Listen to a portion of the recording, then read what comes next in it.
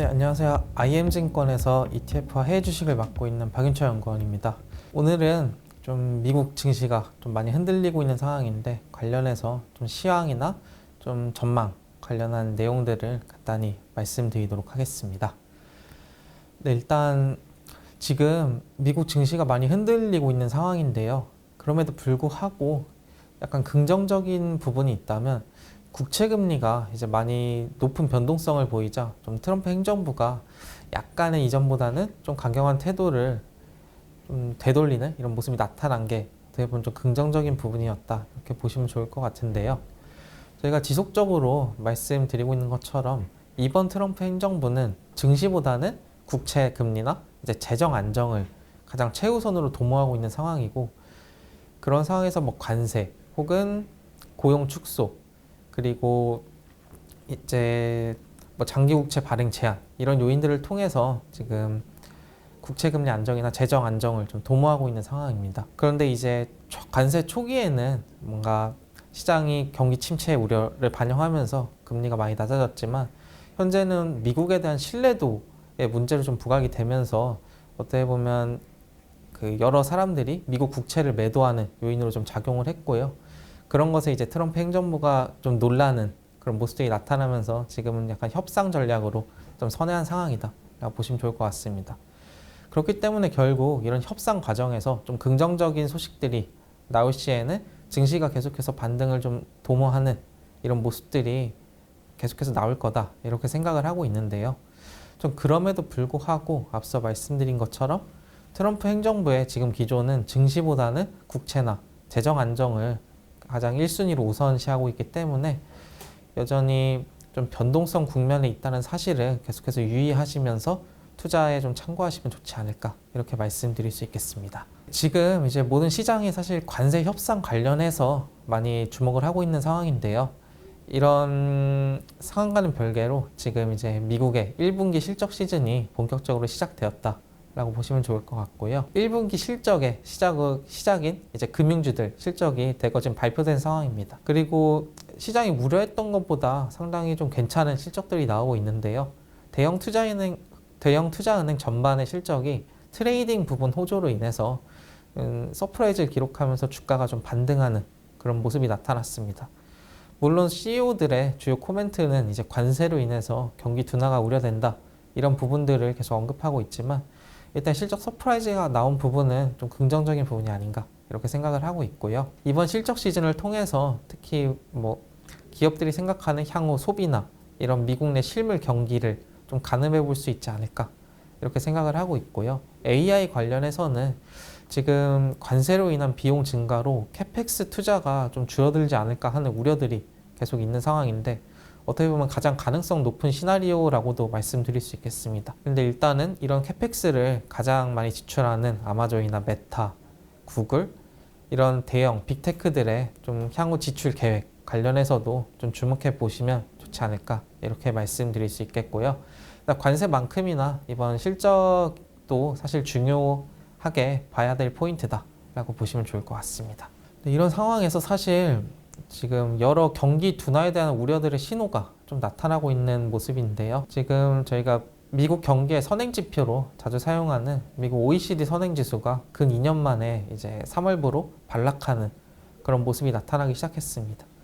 그리고 여러 좀 정책이나 이런 매크로 리스크들을 고려할 때 이런 경기 둔화 흐름이 좀 계속되지 않을까 생각을 하고 있는데요. 그런 만큼 경기 둔화에 대처하는 이런 자산 접근법이 필요하다라고 말씀드릴 수 있겠습니다.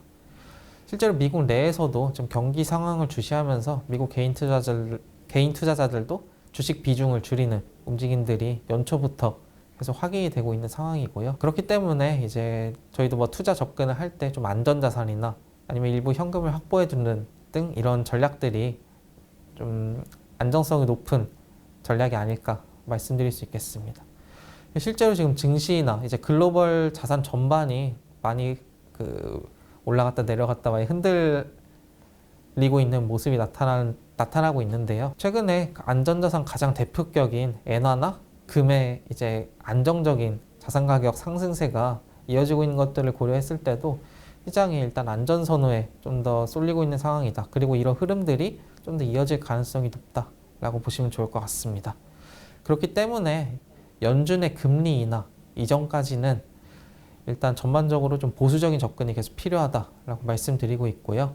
그렇기 때문에 뭔가 지금 당분간은 밸류에이션을 고려한 뭔가 단기 트레이딩 이런 매매 전략이나 혹은 앞서 말씀드린 것처럼 경기 민감도가 낮거나 혹은 관세 민감도가 좀 낮은 이런 자산들로 접근하는 게 우호적인 방법일 거다라고 보시면 좋을 것 같습니다. 네, 그와 관련해서 와치리스트에 대해서 말씀드리면요.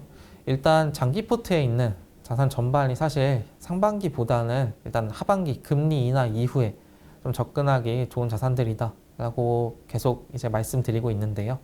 특히 테슬라나 엔비디아 같은 경우도 일단 지금 당장보다는 하반기 이후에 좀 쳐다보는 게 계속 낫다 이렇게 보시면 좋을 것 같습니다.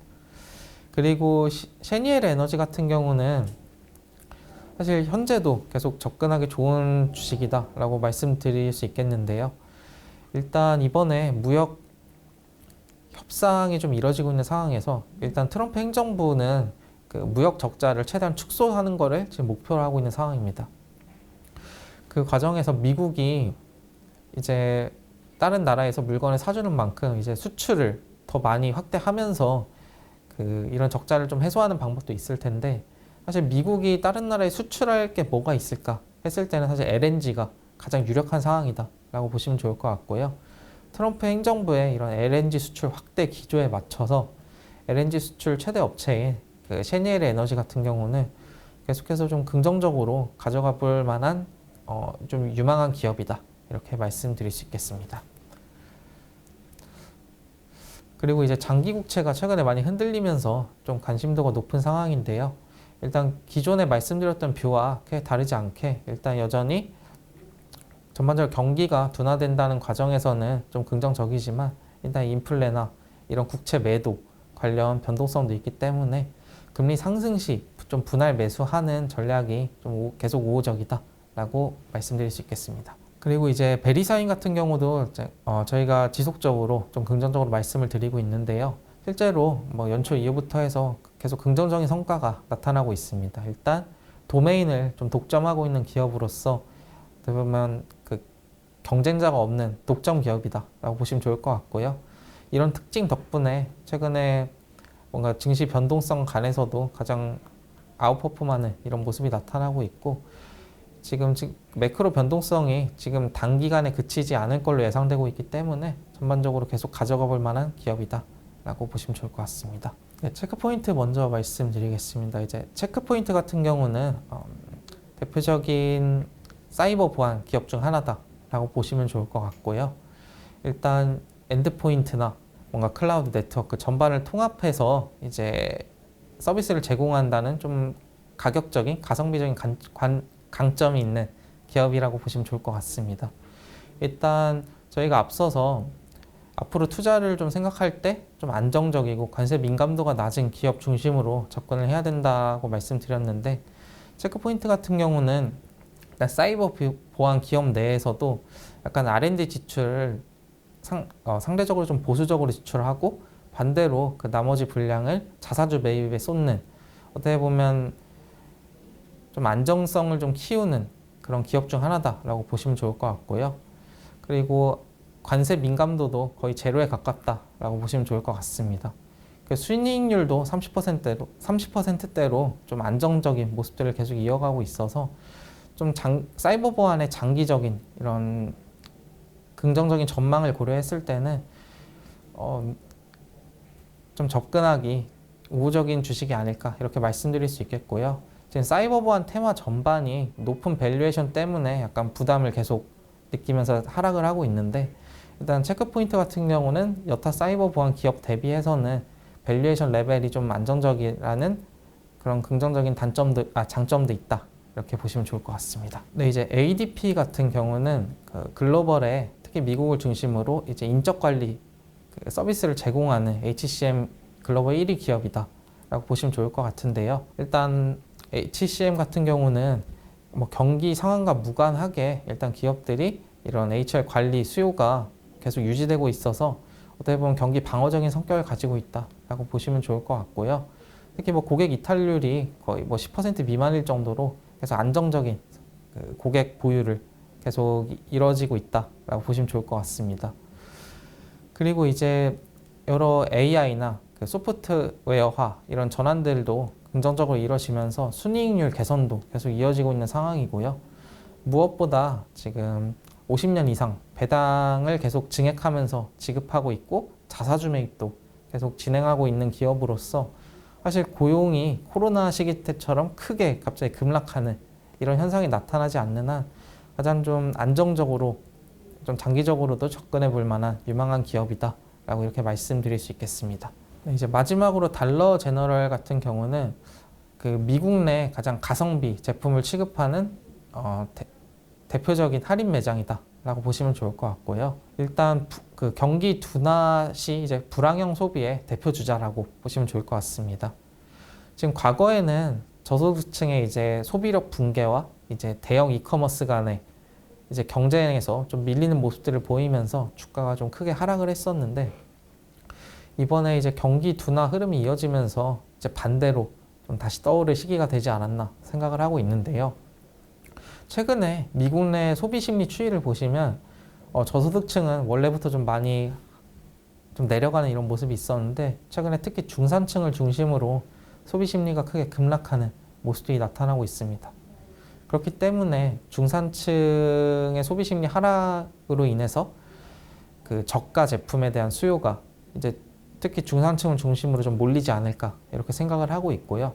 그에 따라서 이런 달러 제너럴이 좀 크게 수혜를 받는 기업이 될 거다라고 말씀드릴 수 있겠습니다. 특히 달러 제너럴 같은 경우는 그 필수 소모품의 비중이 80% 이상을 할 정도로 약간 필수품 비중이 많이 높은 상황이고요. 그리고 무엇보다 여타 이제 경쟁사들 대비해서 메이드 인 USA 제품 비중이 많이 높기 때문에 관세 리스크에서도 상당히 어떻게 보면 경쟁력을 오히려 찾을 수 있는 기업이다 라고 말씀드릴 수 있겠습니다. 밸류에이션 레벨 같은 경우도 이전에 워낙 그 경쟁력이 많이 부진한 모습이 나타나면서 많이 하락을 했었던 터라 여전히 매력적인 구간이다 라고 생각을 하고 있고요.